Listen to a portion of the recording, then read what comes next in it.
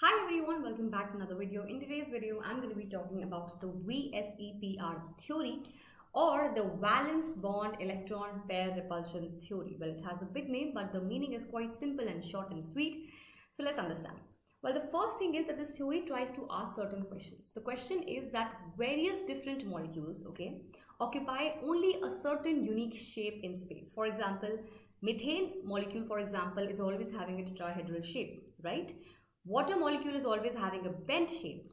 Ammonia molecule is always having a trigonal pyramidal shape. A molecule of BF3 is always having a trigonal planar shape, and plenty of other molecules which only have a certain shape in space, But the question is why, So this question of why these shapes is trying to be answered by the VSEPR model, and it also helps us predict the shape of various different molecules which we don't even know of, So let's try to understand that. So what actually happens is that matter around us is made up of electrons, protons and neutrons, and electrons are basically present in every system, So electrons are a part of every system and they can be present in three different types. What are these three different types? The first type is that they can be present as lone pairs. Now what is a lone pair of electron? It is a pair of electron and they are localized on a certain atom. For example, if I talk about NH3, ammonia molecule. Ammonia molecule has three bond pairs, which is with each hydrogen atom, but one lone pair of electrons are present on nitrogen atom, which is going to be staying at nitrogen atom, which is localized at nitrogen atom, which is not in the bonded situation. Clear? Second one is the bond pair. Bond pair is, again, if I talk about ammonia, again, if I just rewrite this structure. So there is this lone pair, and these three are not just sticks, they are not just like three solid sticks. Again, they represent sharing of 2 electrons each. One bond means sharing of 2 electrons in a covalent bond, right? So these three are also representing 2 electrons, but in the bonded situation, clear? So this, again, we have a single bond, we have 2 electrons, of course, double bond, which means 4 electrons, and triple bonds definitely means sharing of 6 electrons, because one bond means 2 electrons, right? So in VSEPR model, we are going to be considering double, single and triple bonds exactly in one way, just like a bonded pair, because all these three are bonded pair of electrons. And the third type is a single or a singlet of electron, clear? When an electron is present just like in a single form, not in a paired state, right? So electrons are present in every system, and these are the three main types and three only types rather in which electron can be present. Now, it's very clear that electron is going to repel electron because both of them are going to be having negative charges. So electrons always repel each other, which means they repel negative charges, right?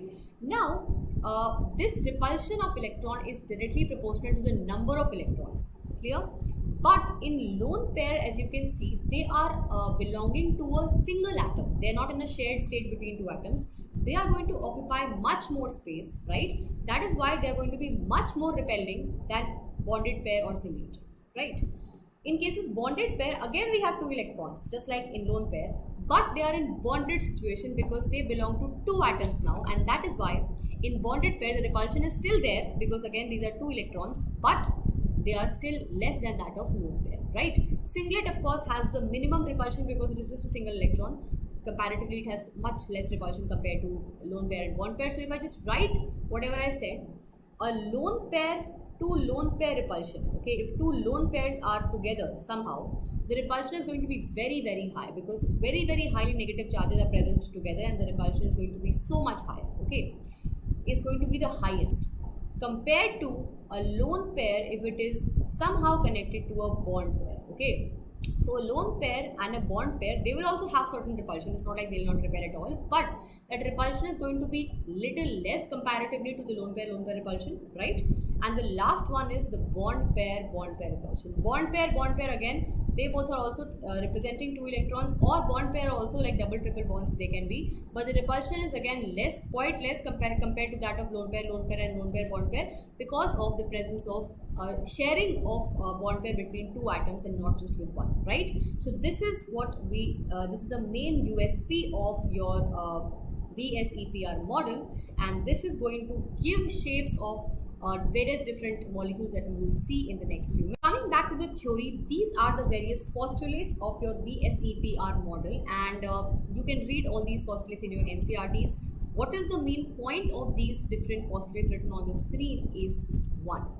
In any molecule, okay, bonds and the lone pairs will align themselves in a way that repulsions are minimized and the distance between them is maximized, again because they want to have a lower energy or a least energy state. Okay, so as I already said, electrons in any system can be in 3 different types: lone pairs, bond pairs, and single state, right? Now because all these are electrons only, so they're going to be repelling each other, but they are smart enough to align themselves in a way that the distance between them should be maximized and hence the repulsion should be minimized, and that is why we have only certain unique shapes in certain different molecules that we see. And now let's figure out the shape of certain molecules by the VSEPR theory.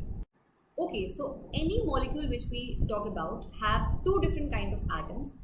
One is called a central atom, okay, and the other one is called the side atom. Alright, for example, if I talk about methane, okay, C is my central atom and hydrogens are my side atoms. We'll consider them as B. Right, so according to VSEPR theory, we divide the molecules into 2 kinds. The first ones are the ones which do not have lone pairs, okay, and the second ones which do have lone pairs. Okay, so first we'll talk about the ones which do not have lone pairs, and then we'll jump on to the ones which have lone pairs, having the knowledge of the ones which do not have lone pairs. So let's start. Now, if I talk about the first one, we have the first type, which is AB2, which means 1 central atom and 2 side atoms. Clear? Which means 2 bonds are going to be formed by the central atom.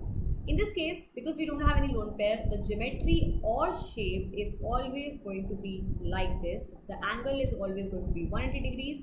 The shape is always going to be linear. In this case, I'm going to use the word shape and geometry interchangeably because they can be used interchangeably here, but this is not going to be the case when I go to the ones which have lone pair, and I'll tell you why in a while. Okay, and the example for you here is carbon dioxide molecule. Okay, so carbon dioxide molecule is something like this. It does not have any lone pair and is having a linear geometry. Central atom is your carbon, okay, and side atoms are your oxygen atoms in this case. Second one is your AB3. 1 single central atom and 3 side atoms are there, which means central atom is forming 3 different bonds. Clear? In this case, the shape or geometry is always going to be trigonal planar geometry. It is planar, which means it is not coming out or coming below the plane of paper, okay, and it is trigonal in nature, so it is trigonal planar geometry, okay, planar geometry, and the angle is of course 120 degrees, and the example for you is BF3. Boron here is the central atom and 3 fluorine atoms here are the side atoms. Clear? Third one is your AB4, okay, which means 1 central atom and 4 side atoms or 4 bonds need to be formed here. Now, in this case, we always have the geometry to be tetrahedral geometry, okay. Whenever there's 1 central atom and there are 4 side atoms, the geometry always definitely should be tetrahedral, and the angle of tetrahedral is 109.5 degrees. The geometry is tetrahedral, okay, and here the example is our very own methane, right? The fourth one is AB5, which means 1 central atom and 5 side atoms. Clear? And the shape in this case is always going to be trigonal bipyramidal, which means A is a central atom. There's going to be a triangle of side atoms which is on plane, okay, just like your triangular planar. That's no difference is there, but the other 2 will be above and below the plane, okay. This is trigonal bipyramidal, okay, and the example is PCl5. All right, the last one is your AB6. In this case, again, you have 1 central atom which is A, and you have 6 side atoms, which means 6 bonds should be formed, and here the geometry is like this. A, 4 B's are going to be on the plane of paper, and the other 2 are going to be above and below the plane, okay, and this geometry is also called octahedral geometry, okay, octahedral geometry, and you can also call it square bipyramidal, because on the plane you have a square and you have bipyramidal, right? Square bipyramidal. The example is SF6. Is it clear? One most important thing which you should know is that the bonds which are there on the plane, for example, here we have 3 bonds on the plane, okay, on the plane of paper, and that are called your equatorial bonds, okay. The ones which are above and below the plane are called axial bonds. This is also axial bond, this is also axial bond. These 3 are your equatorial bonds. Again, same in this case, these 4 are on the plane of paper, so all these 4 are your equatorial bonds, okay. And the ones which are above and below the plane of paper are called your axial bonds. This and this are your axial bonds. Now let's talk about the molecules which are the ones which have a lone pair, and the same principles will apply. Let's see how that happens. Okay, so now let's understand what happens when we have a lone pair, okay. So we are going to consider the lone pair as just like another side atom only, and we are going to represent it with the letter E, okay. So the first example here is AB2E. So just like we have when we had AB3, okay, which means 3 side atoms, the geometry was what? A, B are going to be present at the 3 corners, and this geometry is your trigonal planar. This is what we have discussed just 5 minutes back, right? The same principles are going to apply. We have 3 side atoms, okay, 2 of the are B and 1 is a lone pair. Now the shape should be trigonal planar, but because of the presence of lone pair, it is going to cause lone pair bond pair repulsion, okay. According to VSEPR theory, that's what the lone pair is going to do, and it's going to shift these bonds much more closer to one another because of the repulsion that it's causing, right? And now, because these bonds are much more closer, the angle is no more 120 degrees and the shape is now bent, okay. So if you notice carefully, the geometry is still trigonal planar, okay. I just arranged them in trigonal planar form only. But what happens due to the presence of lone pair here, that is the repulsion, gives a different shape to the molecule, which is bent, okay. So now we differentiate the meaning of geometry and shape here, as I said before. The example here is of SO2, okay. This is an SO2 molecule with 1 lone pair, and the shape here is bent.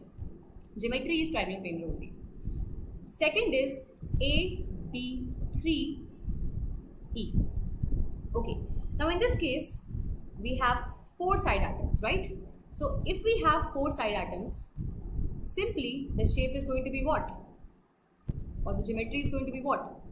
Tetrahedral. I think it's very clear to all of us, right? So I'll just arrange them just in that way. We have 3 B atoms and 1 is the lone pair.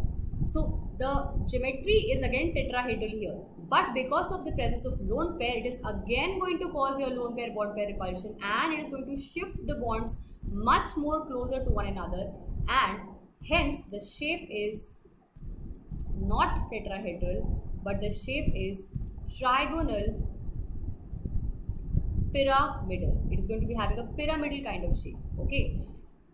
So because of the presence of lone pair, these bonds are shifted close to one another, right? So to give an example for trigonal pyramidal, we have the ammonia, okay, the ammonia molecule in which we have 3 bond pairs with 3 side atoms, which is hydrogen atoms, and 1 is the lone pair, and the shape is trigonal pyramidal, okay. Moving on, we have the next one, which is, this is the third one, right? Yeah. So we have the next one, which is AB2E2. Now what happens in this case? Let's see. Again, we have 4 side atoms, okay, and the shape should be what? It should be tetrahedral. So we just arrange them in this shape of being tetrahedral. So like this, we'll arrange them.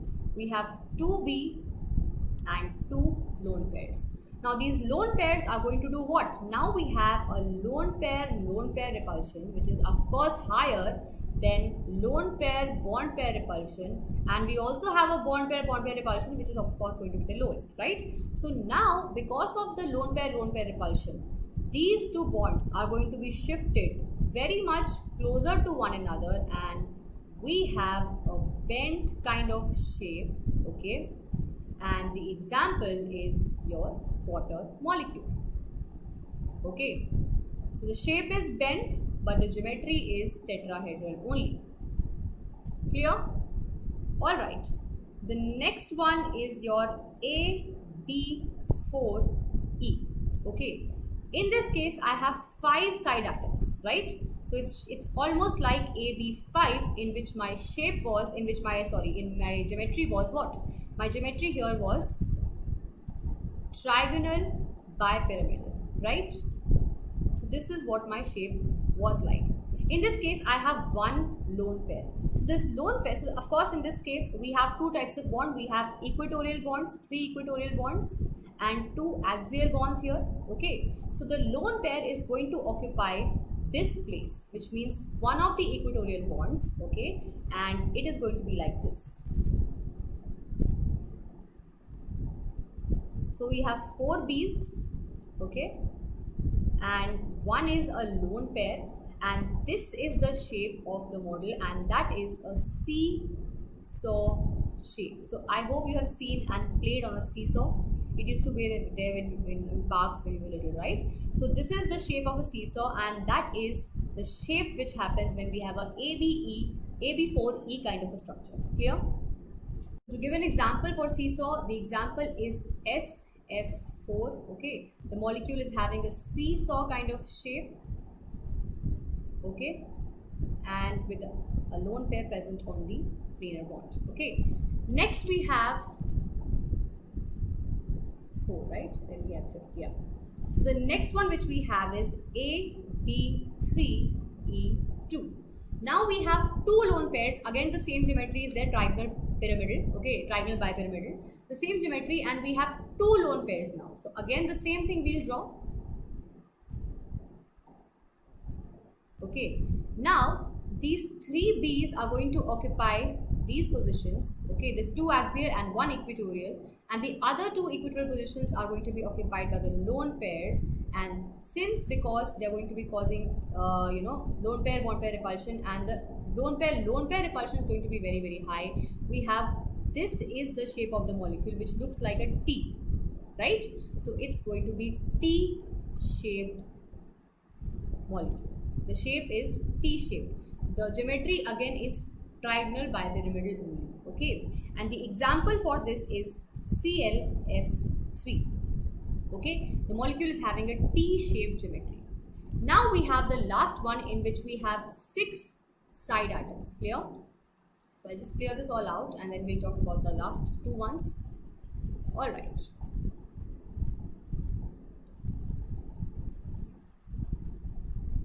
Okay. So the last one is when we have AB5E. We have 6 side atoms here. So when we used to have 6 side atoms, we had this kind of geometry. We have octahedral kind of geometry, right? Same thing, same principle is going to be applied. Octahedral geometry you will draw, okay? Equatorial bonds are going to be 4, and there are going to be 2 axial bonds.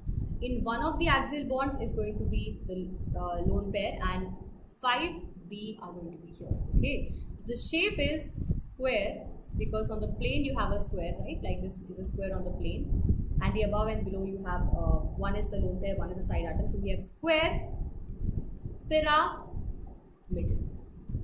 Okay, so to give an example, we have the example of this as BRF5, right? So the molecule is having a square pyramidal geometry.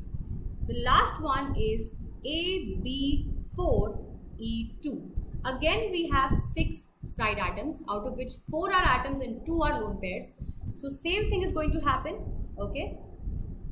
B, B, B and B on the square planar structure, and above and below are going to be lone pairs. So lone pairs, because axial bonds are quite, away from the equatorial bonds. That's why it will be chosen by the lone pairs to be at the axial bonds, so as to maximize distance and to minimize the repulsion there. And this is the shape of the molecule, and that is square planar, and the example is XCF4. Is that clear?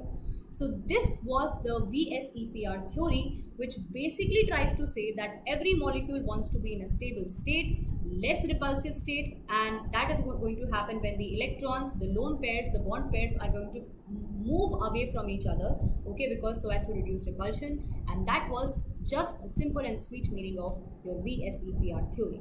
If you have any doubts in this video, you can comment that down below. I'll try to definitely answer them. For more videos like this, stay tuned.